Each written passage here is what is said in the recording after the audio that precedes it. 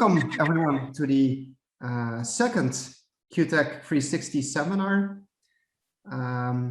It's a great pleasure to introduce to all of you Viatcheslav Dobrovitski, who will present about quantum coherence and control spin systems, diamond and beyond. To say a little bit about Slava, and I'm sure everyone knows Slava very much, but about his background. So Slava did his PhD at Moscow State University, where he got his PhD in 1997. And afterward, he worked as a scientist at the United States Department of Energy until 2016.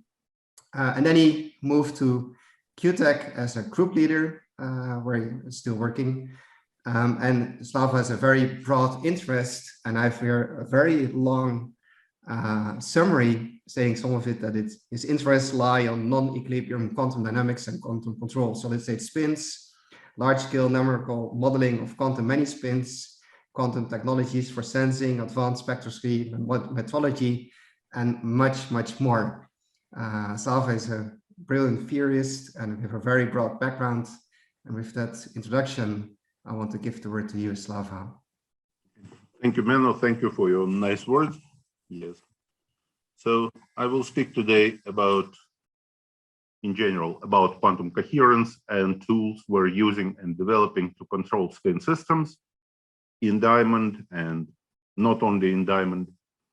So I will start with introducing these tools and these approaches since ancient days, which was like 15 years ago, so still hopefully present. So I will speak about some works that have been done together with Ronald Hansen, with Tim Tamignau, with Tuna van der Sar, with quite a few people who are now here at QuTech or at university, and together with other people, Adrian Fagin, David Ashalom, Fedor Zhelesko, Natalie De Leon, Misha Lukin, and many, many others. So quantum spin and solids, as you know, have many uses, and they have been actively investigated for the last several decades.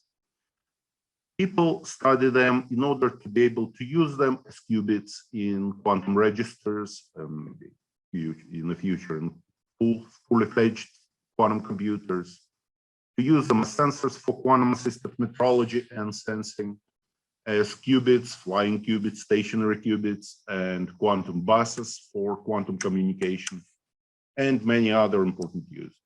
So here are just a few examples that include nitrogen-vacancy in diamond, quantum dots, divacancies in silicon carbide, donors in silicon, and so on. So why can't we use all these beautiful systems right now?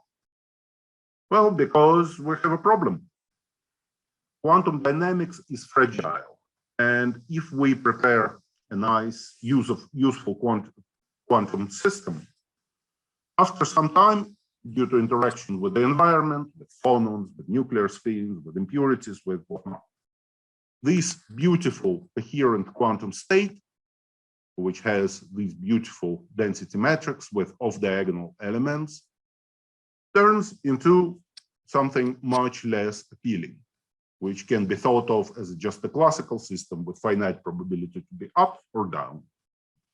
All quantum coherence is lost, quantum phase is scrambled, and in order to understand and to counteract this decoherence, we should understand how does it happen. But decoherence, if we look at it microscopically, it is actually a big, big mess. It is a many-body, non-equilibrium quantum process. It is very difficult to study, but unfortunately we have to, or fortunately we have to. So because it is crucial for applications.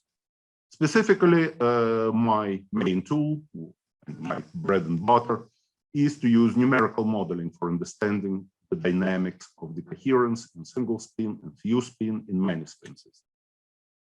And of course, we can do it just in a square, straightforward way, just code Hamiltonian, but it is not the best. If we take, for instance, 20 spins 1/2, we have Hilbert space of dimension about 1 million. So if we just want to store the Hamiltonian as it is, we would need about 16 terabytes of RAM. And if we just, again, without much thinking, try to diagonalize it, it would also take quite some time. Fortunately, much better, much more efficient techniques have been developed for exact simulations of such systems. And some of them I developed together with my collaborators and my colleagues. One of them is what we're using right now, is Chebyshev polynomial expansion that just takes the evolution operator and expands it in terms of Chebyshev polynomials, or Suzuki-Trotter decomposition, where we express the evolution operator of a many-spin quantum system as a series of short time steps, and we can provide very efficient approximation for every short time step. Using these exact simulation approaches, we can do without much problem 25, 30 spins.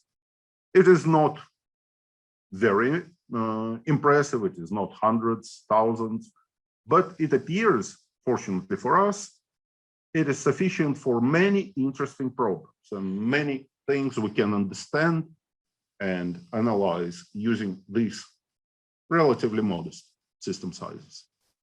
Sometimes we do need to go to much larger systems, and then approximate simulations come to our help based on cluster expansion or on a coherent state representation. Then, depending on the problem, we can study thousands, tens of thousands of spins with good accuracy. So, our main character today, whom I will use to introduce and illustrate basic approaches to quantum control, to preservation of quantum coherence, and using quantum coherence for good deeds, is the nitrogen vacancy center in diamond. So we just have a diamond, which is essentially a solid-state version of a vacuum, because it has the Debye temperature is very high, very few phonons, very few impurities, so very nice vacuum-like structure. And sometimes one carbon is lost in diamond. And again, also by coincidence, the next lattice site in diamond is occupied by nitrogen. So this doublet forms a single electronic system called nitrogen vacancy center, NV center in diamond. It carries electronic spin. Its orbital ground state has spin 1. And it appears that it has very unusual, quite unique properties. It is very easy to initialize and measure. It provides a good sensor, and it couples to photons very well in a very nice manner, such that some spin levels shine, if we shine a laser on it and measure photoluminescence, some spin levels emit almost no photons, and some spin levels emit a lot of photons. So, as I mentioned already, orbital ground state of the NV center has spin 1. So we naturally have a 2-level system. The third level, we consider it just idle. And therefore, we have a qubit. It can be optically initialized in this state, in a state 0. And its spin state can be also read out just by measuring photoluminescence. Again, we can measure what is the probability to be in a state 0. We can just project it on this state. So we have a natural qubit. We can initialize, read out, manipulate. Besides, there are many nuclear spins around. First, NV center carries a nuclear spin N14 or N15. This has nuclear spin 1. This has nuclear spin 1/2. Besides, there are, well, diamond is made of carbon, so there are quite a few nearby carbon-13 spins with of the size 1/2. And these spins are also very nice. They have long coherence time, about up to 1 second.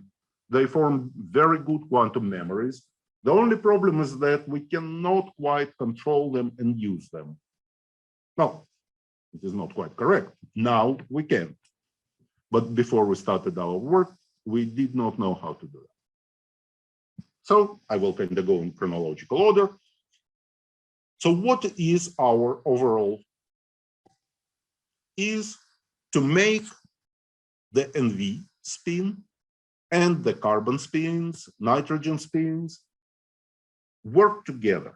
We want to preserve coherence of each one of those spins, and in the end, entangle them and do them for something good, use them for something good.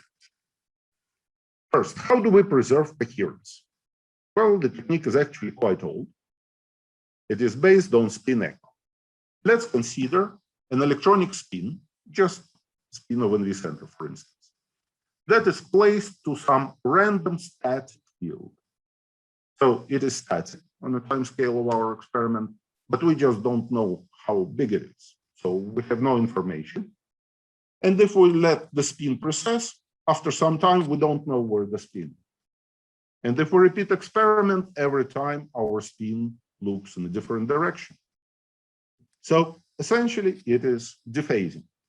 The phase, our knowledge about the phase of the spin is lost. What do we do? Well, we can reverse the coherence using spin echo. After some time, let the electronic spin dephase, then apply a pulse of magnetic field, for instance, along the x direction, that would rotate our spin by 180 degrees. As a result, z component of the spin will change its sign. And from the point of view of spin, it will be a magnetic field that will flip and acquire the opposite value. The whole Hamiltonian essentially will change the sign. So if we let the spin dephase for some time, apply the pulse, and then wait for the same time, the spin will come back to its original position. First, it was rotating this way, then we flipped it into symmetric position and let it rotate in the same direction for the same time with the same speed. So naturally, it comes to the original position. Great. So we countered the dephasing process. Well, how do we do it if our magnetic field slowly changes in time? Well, we just keep applying pulses.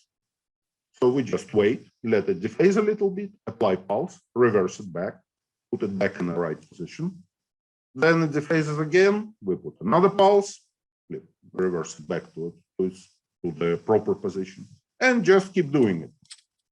This is the idea of a simplest protocol for dynamical decoupling, so-called periodic decoupling. With a period wait, tau, for some time tau, apply a pulse along x direction, then let it wait and apply pulse, and just keep repeating this period again and again. And again, we're pushing our spin back to its original position without even knowing what is this position. We do not care and we do not want to know. We just know that it will be in the right place at the right time. Of course, this is the simplest approach. There are many other more efficient ways to deal with it, to deal with the dephasing problem. For instance, we can use symmetrized protocol where we use this period, flip it, and join it with the original period. So it's tau x, tau x, x tau, x tau. In this way, we get so-called Harper-Cell-Maybon-Gill protocol, which preserves the coherence of an electron spin much better, with much smaller error. We can put one protocol inside another, and kind of form like, this Russian doll on top, putting them on top of each other, so-called concatenated protocol, and so on. Okay, So we have plenty of good tools to preserve coherence of our NV center. Which tool should we use? If I, for instance, come to the lab, to Professor Hansen or to Dr. Kamenyov's lab, and say, hey, let's preserve the coherence. Of course, the immediate question will be, okay, what should we do? Well, here where the time for simulation comes and for analytical studies. So what can be done? We can just go through different protocols and analyze them one by one and see which one performs best for this specific system, for the NV center in diamond. Because for one system, one protocol may be better, for another system, another one, and so on. So that's pretty much what we did about 10 years ago. And we found the optimal protocol, Carter cell. Wait, apply the pulse along X, wait twice a time, apply another pulse, wait. Good. Unfortunately, this is only the beginning of the story, because if we just take this protocol as it is, it will not work as desired. Some states will be preserved better, some states will be preserved worse. Why? Well, because reality is not perfect. Control pulses have small imperfections, and these imperfections accumulate over time. So this protocol by itself is not robust enough. And again, theory shows a solution, two-axis control. So we can do one pulse along x-axis, the second pulse along y-axis, x, y, and so on. So this will be our next protocol, XY4. And as you see, it preserves coherence much better. These experimental points, independently of the initial state of the spin, fall close onto the expected theoretical curve and are close to each other. Great. So dynamical decoupling does work. How far can we push it? Well, and how long can we preserve coherence of the NV center? Well, the first shot at this problem was made here in Delft about 10 years ago in 2010.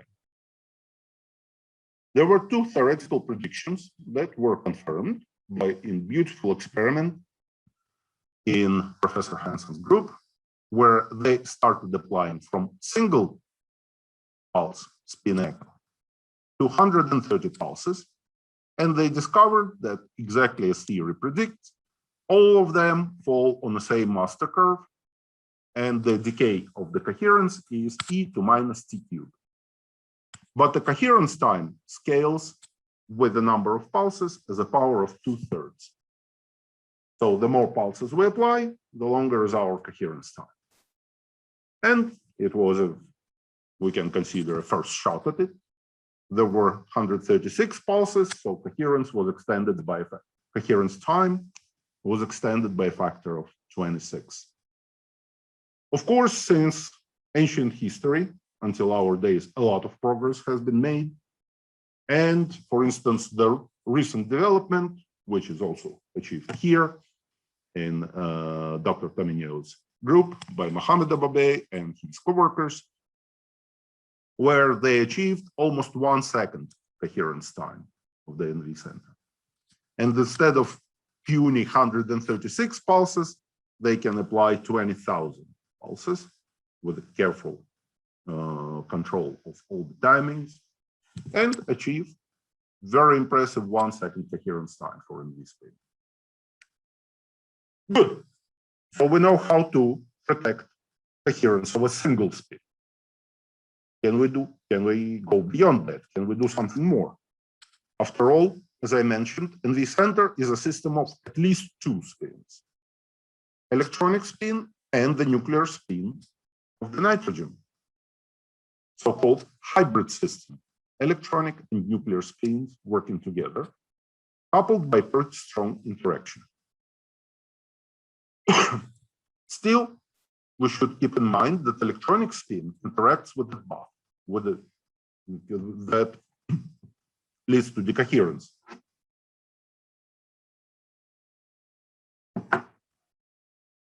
So we need to do something about it. Here comes a problem.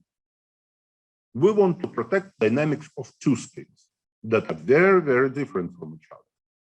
Their G factors differ, gamma factors, paramagnetic ratio, differ by 3 orders of magnitude.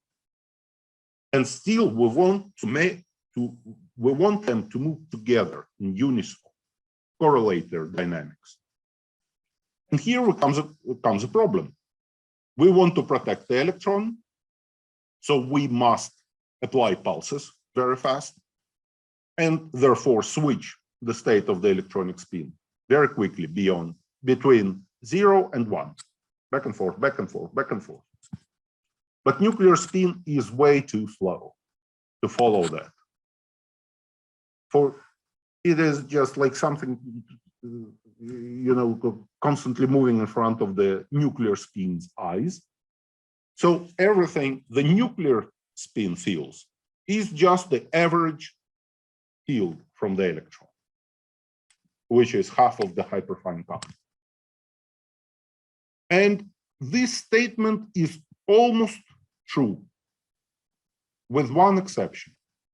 If we look at the evolution operator for the nuclear spin, we see that there is a very special regime, a resonance, when the distance between the pulses precisely matches pi over the hyperfine constant. So this main source of nuclear spin dynamics, what it sees, is 1. So from the point of view of nuclear spin, electronic spin is static. So strong field that is imposed by the fast jumps of the electronic spin disappears. Something else may come into play. And this is exactly how we can make them work together. Again, this is the Hamiltonian, the hyperfine coupling between the electronic and nuclear spin. Now we apply small driving field to the nucleus and tune our interpulse distance, this 2 tau, to match this resonance condition. And it appears that depending on the electronic spin state, on the initial electronic spin state, remember it constantly changes, jumps back and forth, back and forth. Still, the whole dynamic seen by the nucleus remembers the initial state of the electronic spin. And the nuclear spin rotates left or right, depending in which state electronic spin long time ago started its evolution. So we achieve exactly what we want, the conditional rotation. Nuclear spin dynamics depends on the electron, in spite of the electron constantly jumping from 0 to 1 and back, because we hit this resonance condition. So this idea was put to use pretty much immediately. And what again has been done, what has been achieved is first quantum computation on 2 individual solid state spins. Electronic spin of the NV center and the nuclear spin of the NV center. And although the coherence time was restricted to 250 microseconds, it was possible to perform the algorithm, which takes more than 300 microseconds, way beyond the coherence time, with very high fidelity, above 90%. Oh, great. We did manage to protect the electron spin from the coherence and at the same time entangle it with a nuclear spin and do something good. But this method can be viewed in a different way. For instance, let's see how the same idea would work with carbon-13 spins. Again, NV center lives in diamond. Diamond is made of carbon. 1% of carbon nuclei carries spin 1/2, carbon-13 nuclei.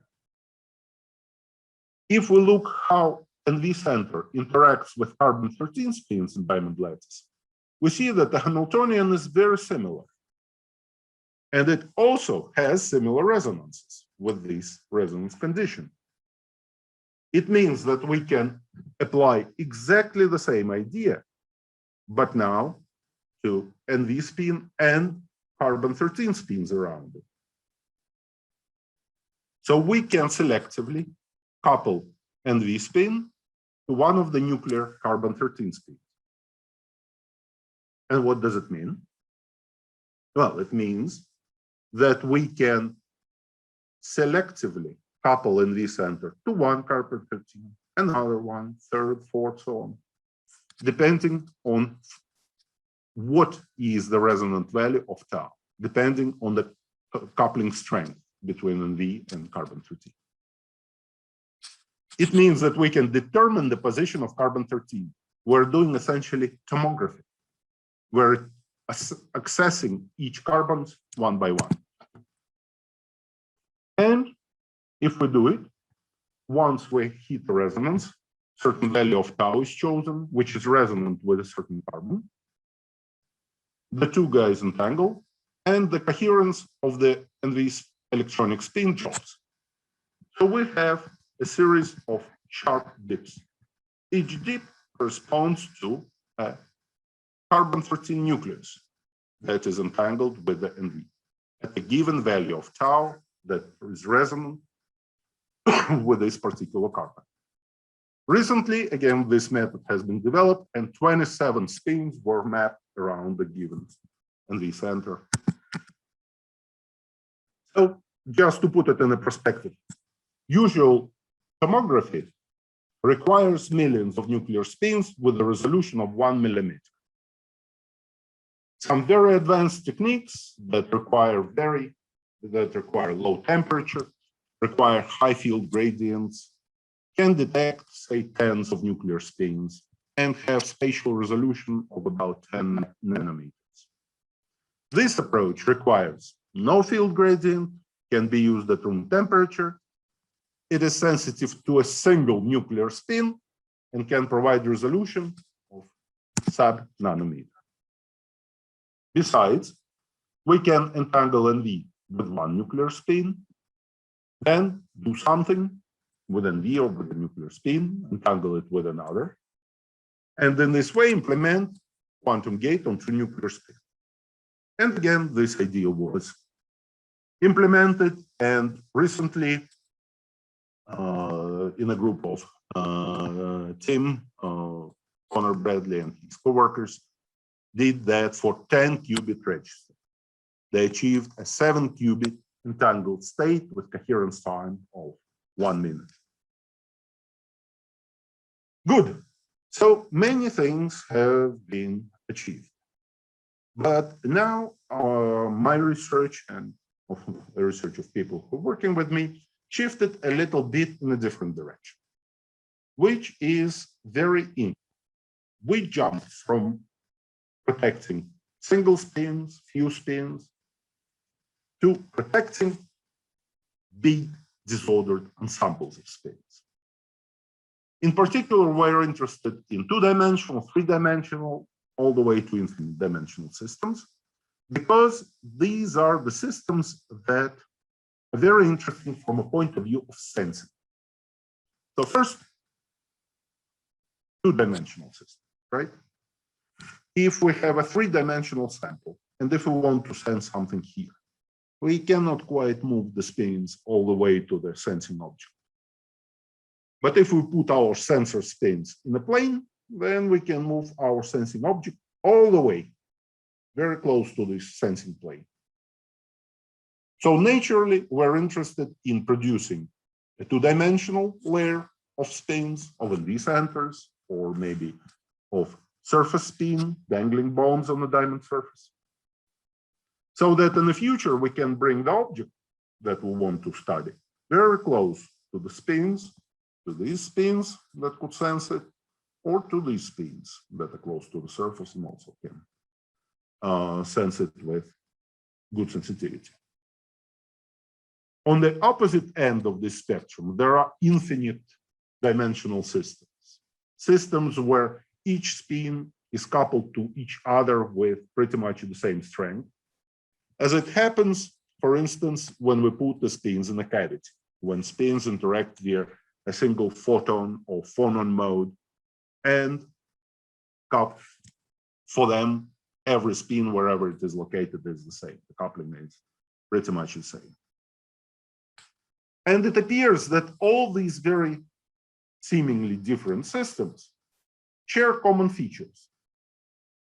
They have strong spin coupling, random disorder, local disorder, therefore local random fields, and we want to drive them.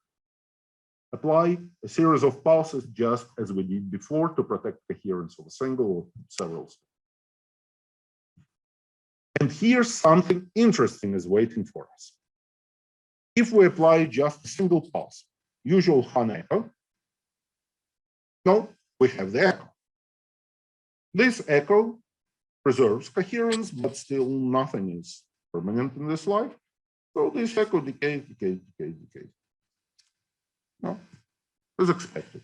The decay time is usually referred to as T2.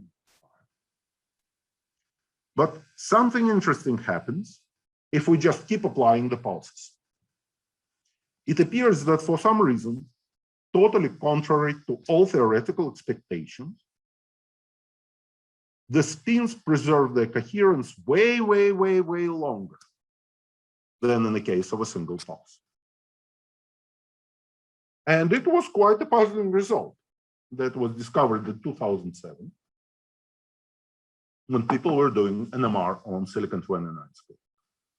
Later, it was noticed that this phenomenon may be sharing some similarities with time crystal-like dynamics, but the relation is not quite clear.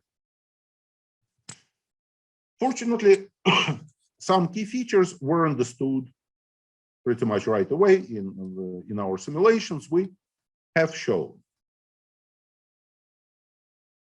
Okay, sorry. First, what do we want from our studies? Well, first, we want to use them for applications, for some new modes of sensing, metrology, high resolution, resonance, spectroscopy, and so on.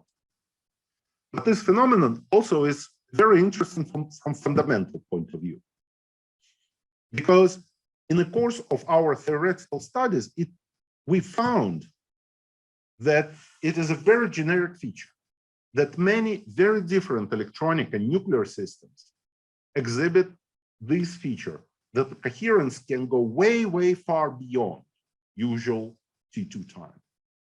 So naturally, there is a series of questions. How universal is that? Is it related to time crystals? Is it related to localization? Is there some hidden spatial or spectral order in spin systems, and so on? And most importantly, if we want to use it later for some good things, for advanced sensing or for quantum information processing, we need to understand if the same phenomenon exists in other dimensions, besides understanding of the physical origin of this effect. So, what produces the long tail? And the answer is somewhat funny. Remember, I complained how pulse errors make our decoupling worse. Because of the pulse errors, we cannot protect all spins equally, and we have to discover different protocols to make the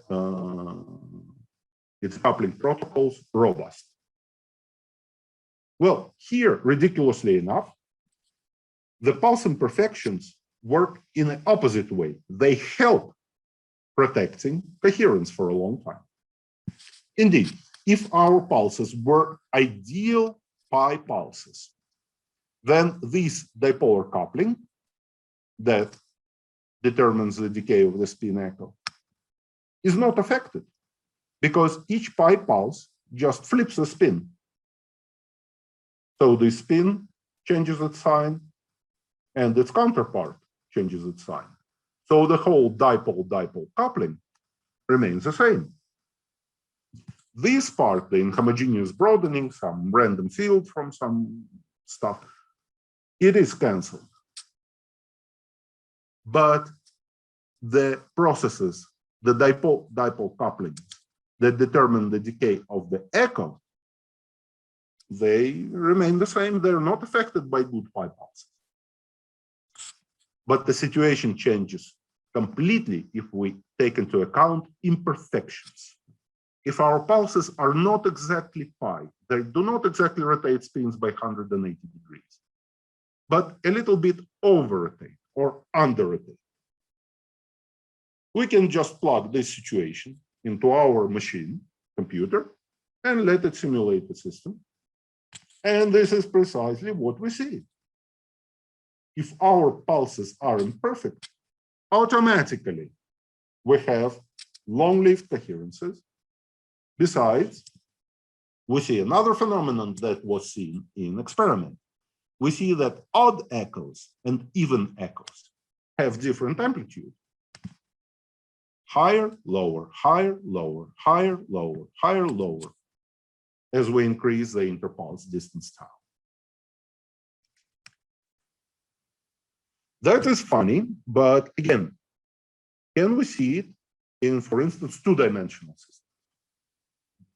It is a good question because even coherence dynamics in 2 dimensions is very unusual because our ensembles are disordered. They have local fluctuations in spin positions and therefore in dipole coupling constants in these AJK couplings. Distribution of these dipolar couplings for a disordered 2-dimensional system is very singular. And as a result, the coherence decay has also strong similarity at time near time equals 0. In fact, if we do analytical calculation, we see that the coherence decays as exponent minus t to the power of 2/3, which means it starts with infinite speed, formally infinite speed. And if we do simulations, we see that, yes, indeed, this analytical prediction is correct. Here is the free decay, Hahn echo, and the analytical expectation. They all fall on the same curve. Good. First, by itself, this effect can already put to a good use and has been put to a good use by studying the diamond surface. Because when people implant NV spins under the surface, they want to know first, how deep is the NV spin? And second, how do the surface spins affect the NV? What are the properties of the surface spins, presumably dangling bones? And here it appears that this theoretical picture helps understanding that situation. If we just extend the analysis a little further, we can predict that initially NV center will sense only a few surface spins, and the signal coherence of NV will decay in a Gaussian way, E minus t squared. But as the time passes, NV will have time to interact with more and more spins on the surface and will sense exactly the disordered ensemble that we analyzed here. So the signal, the NV coherence, will decay as e to minus t to the 2/3. And what is even better, transition between these two regimes is determined by how deep is NV. And it was beautifully observed and analyzed and confirmed in the joint experiment of Nathalie de Leon and Michel Lupin. Okay, still, let's keep our eyes on the goal. We want to see the long-lived coherences. We'll want to see these coherence tails.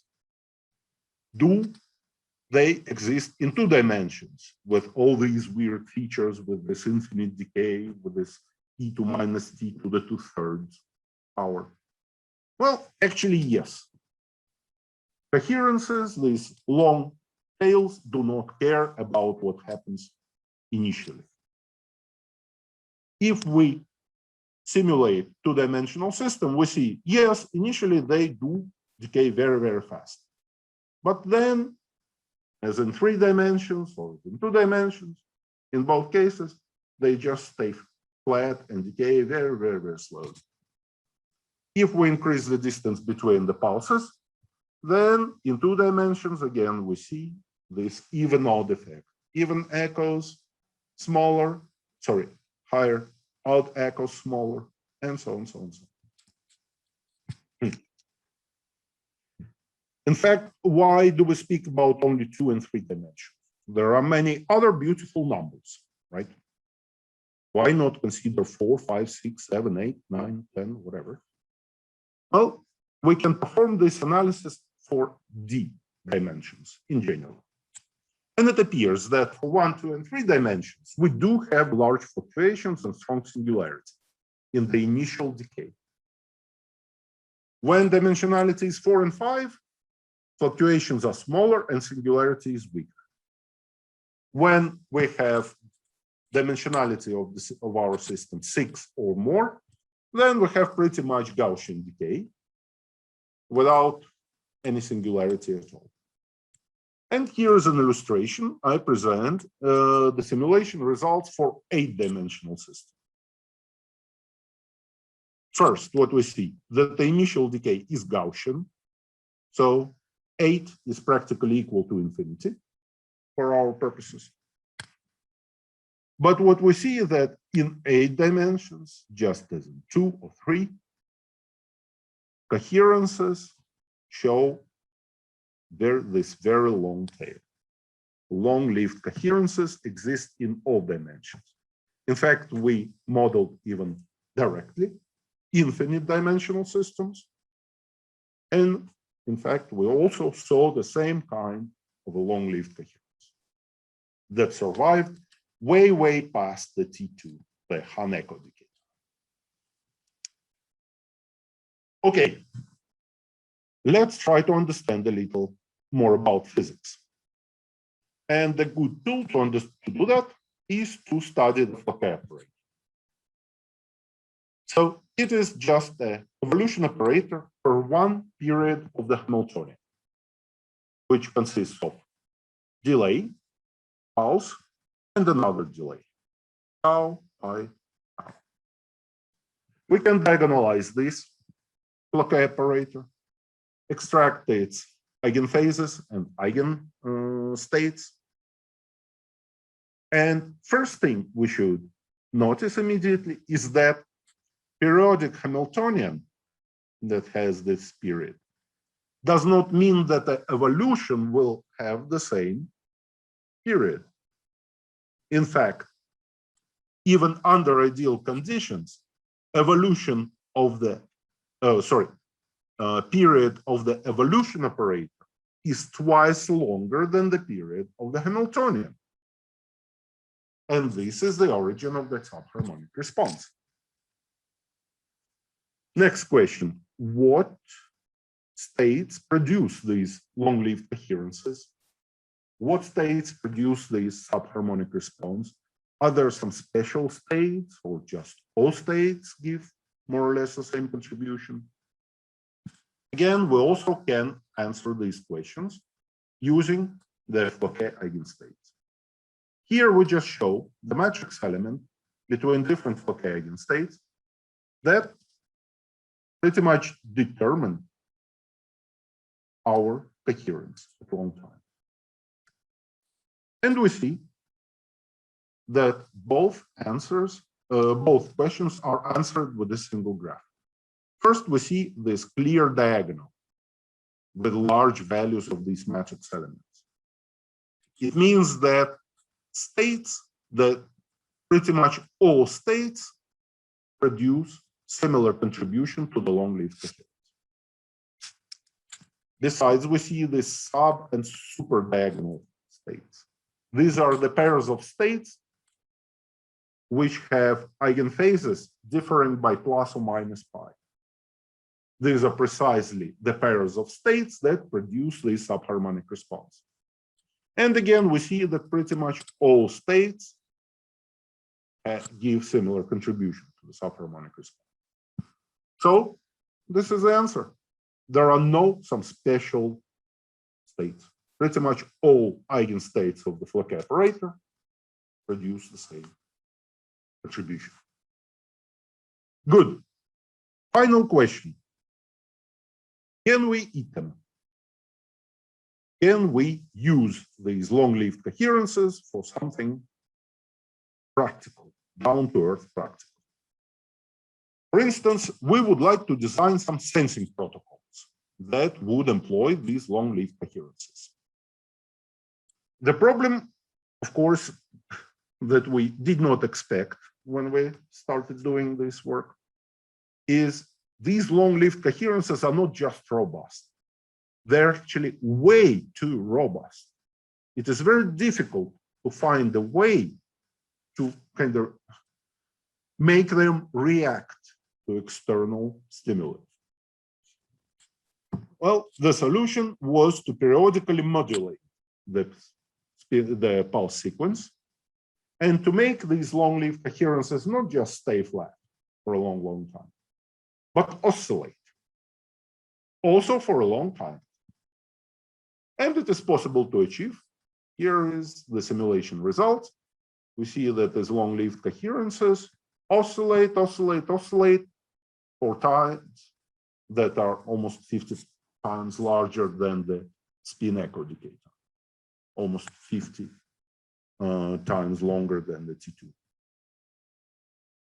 What is also good is that if we apply even a small magnetic field, the frequency of these oscillations changes in complete agreement with the theory. I'm running out of time, so I will not talk about it anymore. Anyway, these are just first steps. There are many things to be done. We want to study rotation sensing. We want to study how does this work in hybrid systems and many other interesting questions.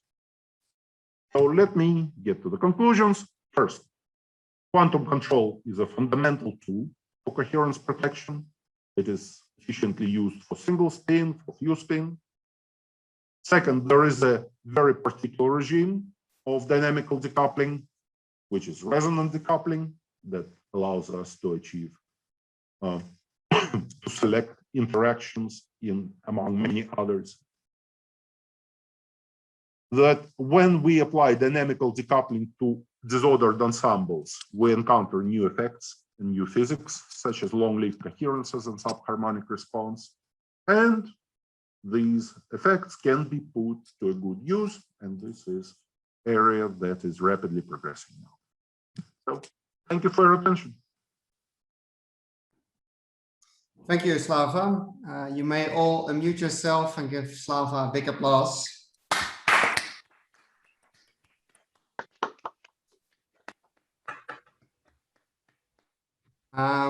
Excellent presentation.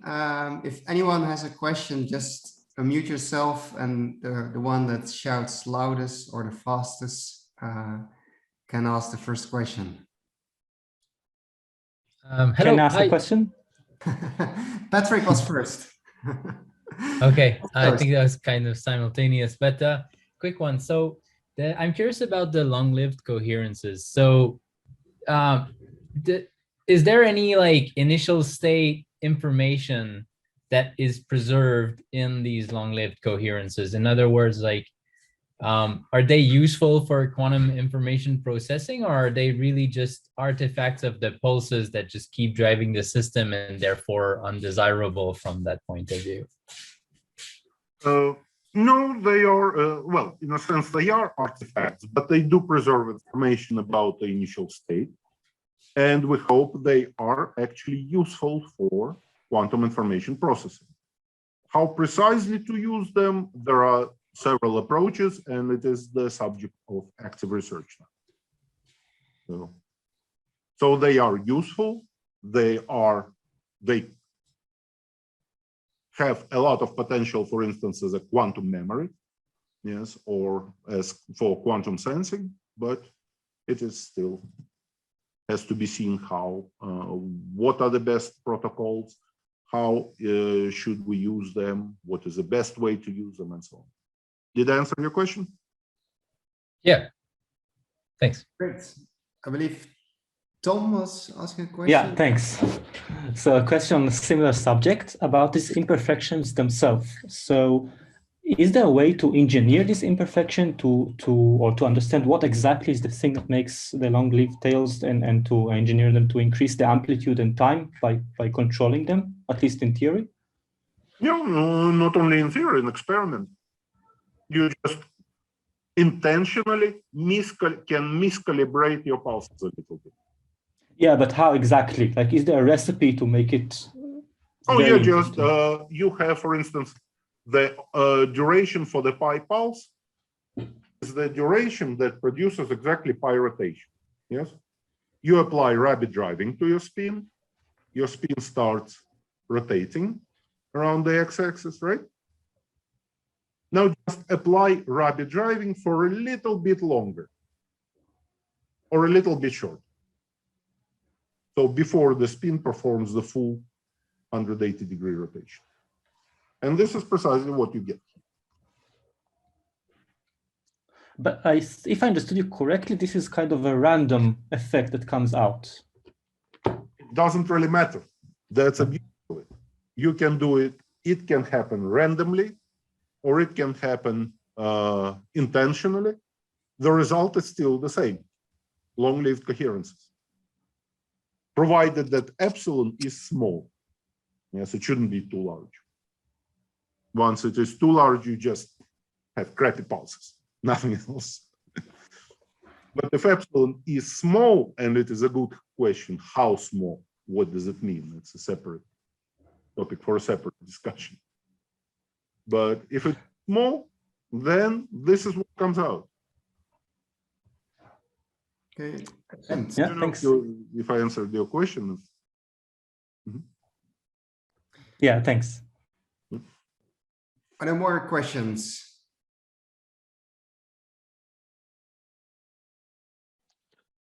I actually have one, Slava. Thanks for your presentation. So you spoke about multi-dimensional spin systems, but what does it mean to have, for example, an 8-dimensional spin system? Well, 8-dimensional is kind of theoretical toy, but infinite dimensional system is when you place many spins in a QED setting. Yes. For instance, you put them in a cavity, photonic cavity. Yes. Or you put them in a phononic cavity, or you couple them using phononic mode that you can drive. Yes.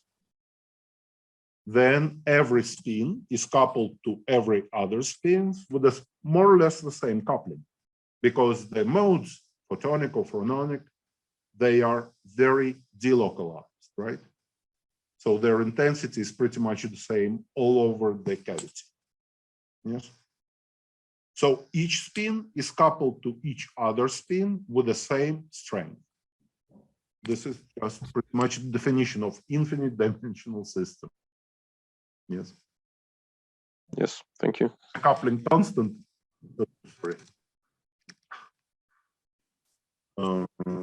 does not depend on the distance between the spins, where the spins are effectively at the same distance from each other.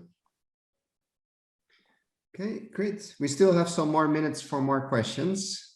Can I ask a follow-up question on Schubert's question? You can. I thought it was a really nice presentation, really nice overview of all the things, really nice. But now in these multi-dimensional systems, all your couplings have to be the same. But how much difference between the couplings would you allow to then still see these effects? It doesn't matter. Again, these effects are seen in any dimensionality. No, I don't mean the dimension, but you say that all the couplings between the spins have to be more or less the same? Oh, they're not have to be, they just happen to be more or less the same, yes. In a collectively coupled system, when we have many spins coupled towards single mode, They just happen to be the same. Okay. Should I explain more? Or? No, so I was more wondering about then a different case. What in the case that not all the spins are coupled with the same coupling to each other? Long-lived coherences will be there. Okay. Okay. No, because you see, even in 2 dimensions, where the dependence is so sharp, it leads to these singularities. Still, long-lived coherences are there. It doesn't matter. Are they coupled in a really singular way? They coupled all the same? Doesn't matter. This is really a ridiculously robust phenomenon. That's why I find it so interesting and fascinating. Did I answer your question? Yes. Great.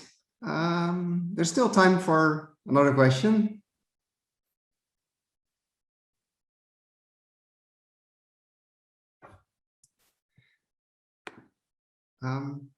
Maybe something I was interested in, Slava. So you mentioned that I think first in a group of Ronald that with an electron spin you can measure nearby nuclear spins. Mm-hmm.